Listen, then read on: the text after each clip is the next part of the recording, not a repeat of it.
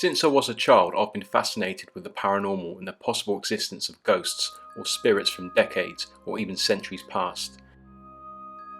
One of the most chilling cases I've read about back in the 1980s, mainly because of the famous image that accompanied it, was that of the Brown Lady of Raynham Hall. If you're a fan of the paranormal, you'll no doubt be familiar with the image that I'm referring to. So this is a story of the Brown Lady of Raynham Hall. Let's go right back to the beginning, to 17th century England. A British politician by the name of Colonel Robert Walpole was held in high regard in the House of Commons during the 17th century whilst representing the borough of Castle Rising in the English county of Norfolk. He was referred to as the Colonel because of his ranking in the British Armed Forces. However, Colonel Robert Walpole should not be confused with his son Sir Robert Walpole, whose political career transcended even that of his father's. In 1671, before his heyday in the Houses of Parliament, Colonel Walpole married Mary Burwell, the daughter of a local landowner. Together they had 19 children, but sadly only 15 of them survived into adulthood. Dorothy Walpole was the 13th of their children, and was born at Houghton Hall, the family home in Norfolk.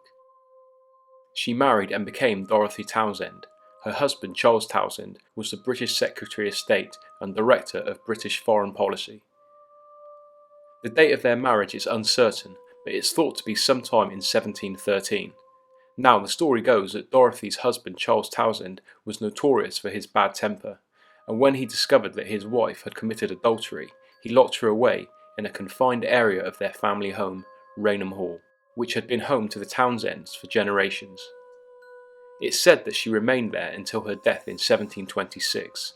She is most commonly believed to have died from smallpox, although some say she was murdered, while others say she committed suicide. Ultimately though, her cause of death was never confirmed. Now the next chapter of our story begins over a century later, when the sighting of a spectre at Raynham Hall was reported by a guest during a Christmas party in 1835. Colonel Loftus was the guest in question, and after explaining to other guests about his encounter, another guest reported that he had seen the same apparition. Their horrific descriptions of a woman with eyeless sockets and a glowing face led some members of staff to leave Raynham Hall, never to return. The next reported sighting came the following year in 1836, when Captain Frederick Marryat, a novelist and officer of the British Navy, stayed at Raynham Hall with the sole intention of proving the Brown Lady's legend to be bogus, stating that he believed the legend to be made up by local smugglers to keep people away from the area. The captain stayed at Raynham Hall for 3 nights. The first 2 nights yielded nothing, but on the 3rd night, and now even more convinced of the falsehood of the prior claims due to his uneventful stay, Marryat was awoken late at night by 2 young men, both family members of the Townshends. They asked the captain for his professional opinion on a new revolver they had recently purchased, requesting that he accompany them to their living quarters to view the weapon. Marryat was flattered by this request and did so, even though it was the dead of night. What occurred next would rattle the captain, making sure he never stepped foot in Raynham Hall ever again. All 3 men walked down the dimly lit hallway. According to Marryat's retelling of the events, the men joked about meeting the Brown Lady and saying that they were fortunate to own guns just in case. Moments later, a seemingly disembodied candlelit torch hovered down the hallway towards them. As it drew closer, Marryat recalls making out the details of the bearer of the torch, more specifically, a woman's face, and the infamous brown dress that she wore. At this point, Marryat panicked, and on pulling out his gun, he ordered the figure to stop. According to Marryat, she drifted closer with a demonic smile on her face. With this, he shot a single bullet in her direction. She vanished at that moment, and the bullet lodged itself in a door at the other end of the corridor.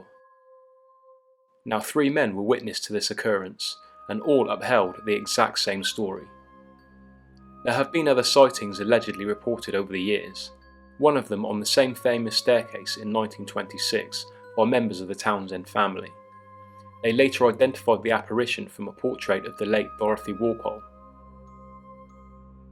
Another sighting as relatively recent as the 1960s was reported by the 7th Marquis Townshend, George John Patrick Dominic Townshend, but none of these seem to have been taken seriously and have apparently gone unnoted by the media.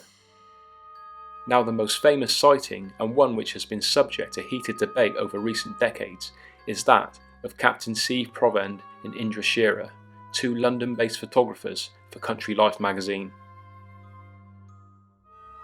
On the 19th of September 1936, 100 years after Marryatt's ordeal, the two photographers were taking pictures of Raynham Hall for an article in the magazine. As they were setting up a shot of the grand staircase, Shira said that he saw a vapoury form gradually assuming the appearance of a woman, which slowly descended the staircase towards them. Shira urged Provand to remove the lens cap, which he did immediately. Shira then triggered the camera's flash, the result being the image that has become famous ever since, first being printed in the December issue of Country Life that same year. It was later printed in Life magazine in December 1936, along with an article of how the image came to be. Soon after, both photographers were interviewed by the famous paranormal investigator Harry Price. Now Price, on conclusion of the interview, stated that he believed the duo's accounts of the events, stating, "I could not shake their story and I had no right to disbelieve them."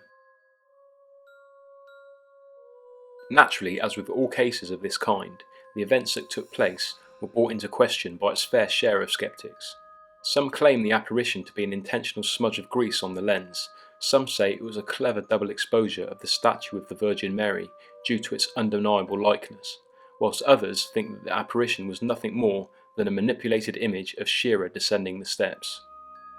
Joe Nickell, a skeptic paranormal investigator from the US, is one of those who believe the image to be a clever double exposure, whilst authors John Fairley and Simon Welfare pointed out that there were vague characteristics to the photograph that suggested it to be manipulated. American magician John Booth also believed the image to be a fraud, a publicity stunt for the Country Life magazine, and he quite successfully constructed his own version of the photograph in an attempt to expose how easy it was to fake such an image. Reports of the Brown Lady haunting nearby Sandringham House have also been made, but this time she was said to have taken the guise of a younger, happier woman, as if yearning for better times before her untimely death. Houghton Hall, the former home of the late Lady Townshend, is another location said to be haunted. King George IV was said to have seen the Brown Lady at the stately home, approximately 8 miles from Raynham Hall. Were these apparitions in fact the Brown Lady, or did they belong to other souls? Either way, the King's encounter was said to have shaken him to the point of wanting to end his stay at Houghton Hall. Now this case still fascinates me, and although I'm not convinced of the famous photograph's authenticity, I'd like to think that earlier accounts of the Brown Lady's sightings have some credibility, even though centuries have passed since their occurrence.